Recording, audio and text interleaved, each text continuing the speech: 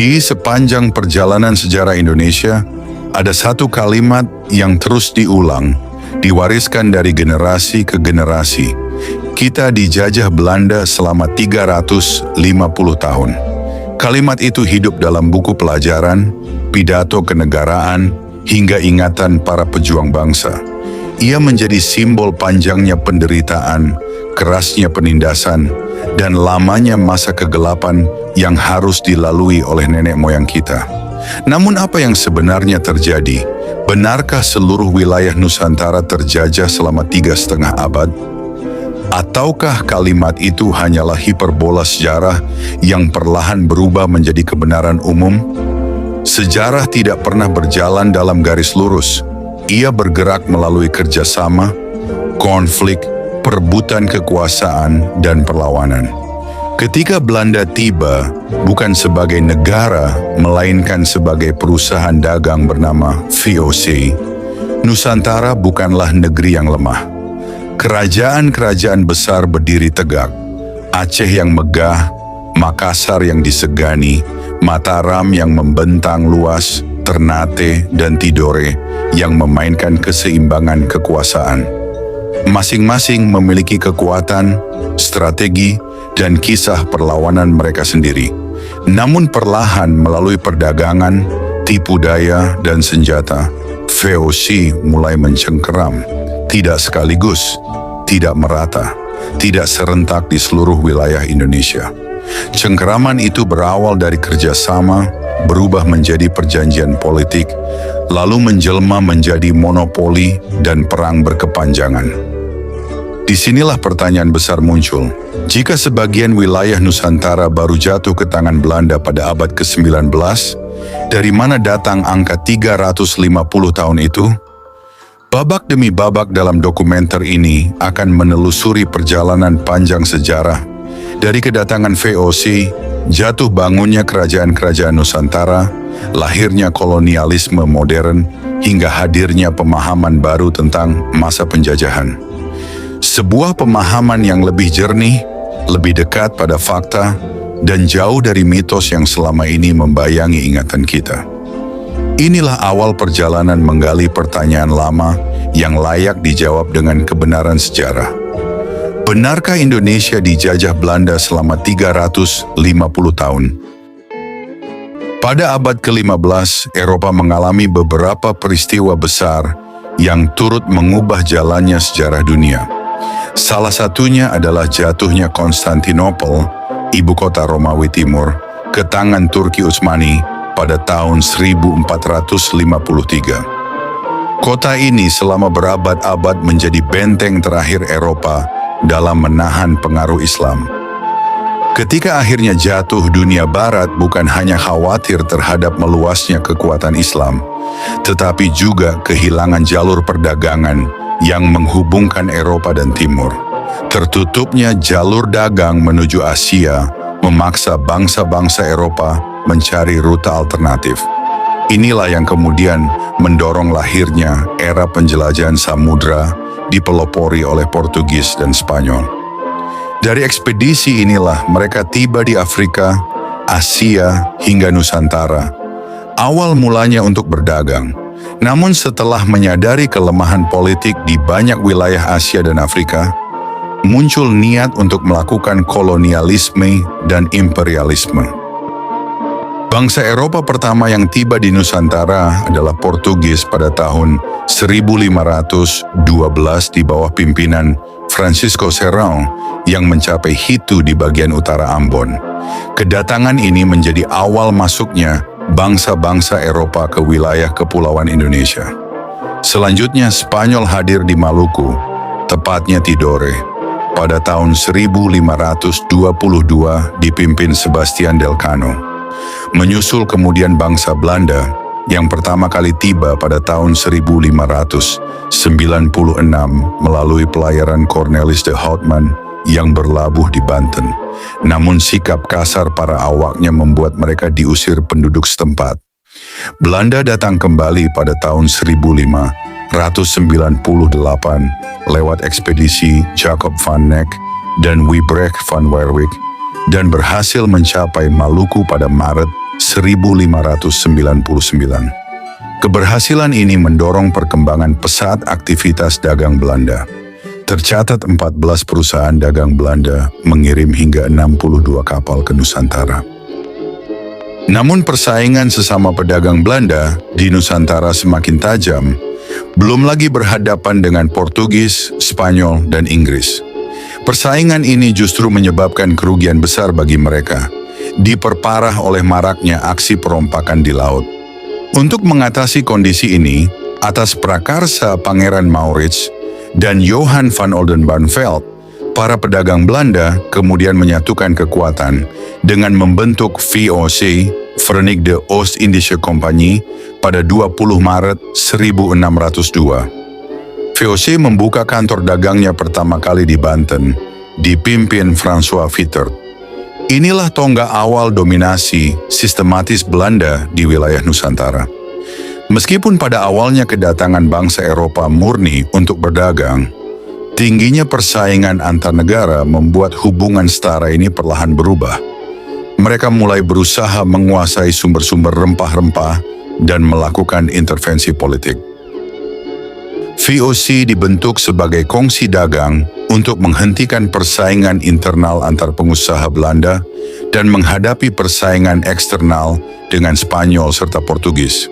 Pada perjalanannya, VOC tidak hanya berdagang, tetapi juga menjalankan kekuasaan politik, memonopoli perdagangan, menguasai wilayah, dan melakukan intervensi militer. VOC bubar pada 31 Desember 1799 akibat korupsi, biaya perang yang besar, dan salah kelola. Oleh karena itu, VOC sebenarnya hanya berumur 197 tahun, yakni dari tahun 1602 hingga pembubarannya pada tahun 1799. Selama kurun waktu tersebut, VOC menjalin berbagai bentuk kerjasama, membuat perjanjian dagang dan politik, serta melakukan penaklukan terhadap sejumlah kerajaan di Nusantara. Semuanya berlangsung tanpa campur tangan langsung dari pemerintah Belanda di Den Haag.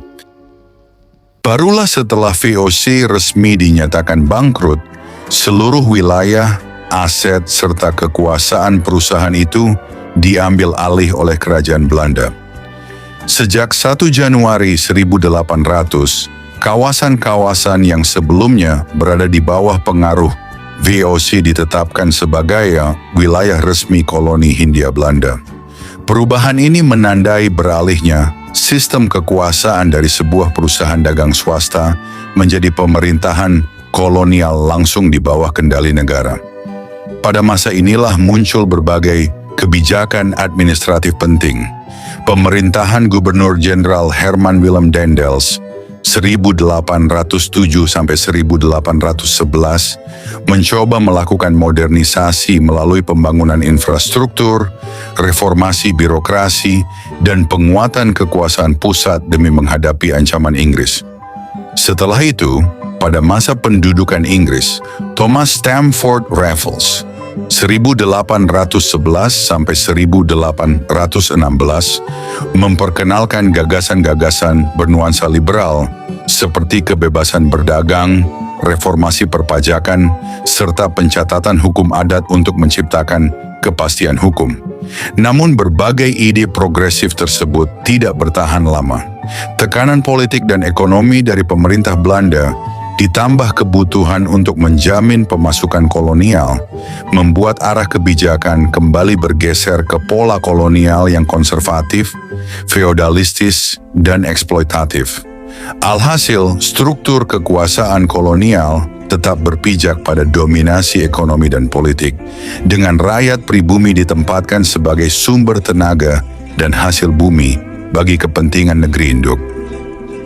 Kendati demikian, tidak semua wilayah Nusantara berada di bawah kekuasaan langsung pemerintah Belanda.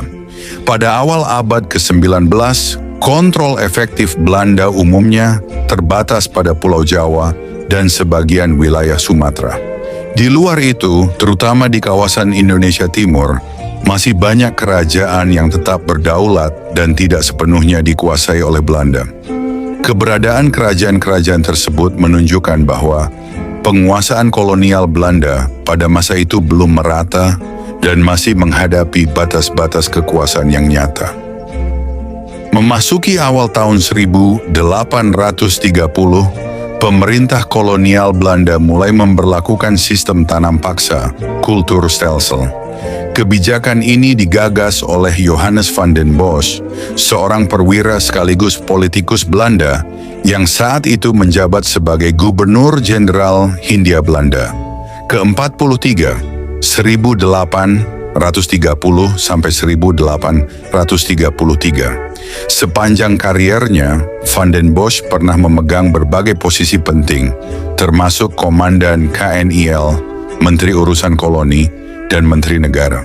Penerapan tanam paksa dimaksudkan untuk menutup defisit keuangan Belanda pasca Perang Jawa 1825 sampai 1830 dan Perang Belgia 1830 sampai 1831. Melalui sistem ini, rakyat diwajibkan membayar pajak dalam bentuk hasil tanaman ekspor. Secara normatif, aturan tersebut tampak tidak terlalu membebani. Namun praktiknya di lapangan dipenuhi penyimpangan. Contoh tanaman yang diwajibkan dalam sistem tanam paksa pada masa itu meliputi kopi, tebu, teh, dan indigo, tarum. Tanaman-tanaman ini harus ditanam oleh penduduk pada sebagian lahan mereka untuk kemudian disetorkan kepada pemerintah kolonial dan diekspor ke pasar Eropa. Selain komoditas utama tersebut, terdapat pula tanaman wajib lain seperti lada, meskipun penanamannya dilakukan dalam skala yang lebih terbatas dibandingkan tanaman utama. Alih-alih meringankan beban keuangan negara kolonial, pelaksanaannya justru memperparah penderitaan rakyat karena tekanan kerja, pengurangan lahan pangan, serta berbagai bentuk eksploitasi pejabat lokal maupun kolonial. Sementara tanam paksa masih berlangsung, pemerintah Belanda kemudian menerapkan kebijakan kolonial liberal 1870 sampai 1900 yang membuka Hindia Belanda bagi modal swasta, terutama perusahaan perkebunan Eropa. Kebijakan ini diklaim akan meningkatkan kesejahteraan rakyat, tetapi kenyataannya tidak terwujud. Keuntungan besar dari industri perkebunan justru terus mengalir ke Belanda melalui politik batik saldo, sementara diskriminasi rasial dalam administrasi, ekonomi, dan kehidupan sosial semakin menguat. Karena itu, banyak sejarawan menilai bahwa masa penjajahan Belanda secara nyata baru dimulai ketika tanam paksa diberlakukan di Jawa pada tahun 1830. Sejak saat itu, sebagian besar petani Jawa dipaksa menanam tanaman komoditas untuk kepentingan ekspor, dan pola eksploitasi tersebut terus berlanjut serta berubah bentuk dalam masa-masa kolonial berikutnya. Memasuki tahun 1900, politik etis yang dikenal dengan semboyan irigasi, emigrasi, dan edukasi secara formal disebut sebagai politik balas budi. Namun pelaksanaannya lebih bertujuan memenuhi kepentingan kolonial. Irigasi untuk komoditas perkebunan, transmigrasi untuk suplai tenaga kerja, serta pendidikan untuk mencetak pegawai rendahan. Kebijakan ini tidak membawa perubahan berarti bagi kesejahteraan rakyat. Belanda juga kembali menghidupkan praktik politik konvensional seperti yang diterapkan VOC, yakni politik divide et impera, politik pecah belah. Melalui strategi ini, mereka secara aktif mengintervensi proses pemilihan raja dan elit lokal di berbagai kerajaan yang belum sepenuhnya berada di bawah kendali kolonial. Dengan memanfaatkan ketegangan internal dan pertikaian antar kelompok, Belanda yang jumlahnya relatif sedikit justru mampu menundukkan wilayah-wilayah Nusantara yang jauh lebih luas. Kebijakan adu domba ini terbukti sangat efektif dalam melemahkan persatuan rakyat dan memecah kekuatan perlawanan. Berbagai konflik besar seperti Perang Padri, Perang Banjarmasin, Perang Bali, Perang Aceh, hingga perang Diponegoro akhirnya dapat dipadamkan sebagian besar karena strategi politik pecah belah tersebut.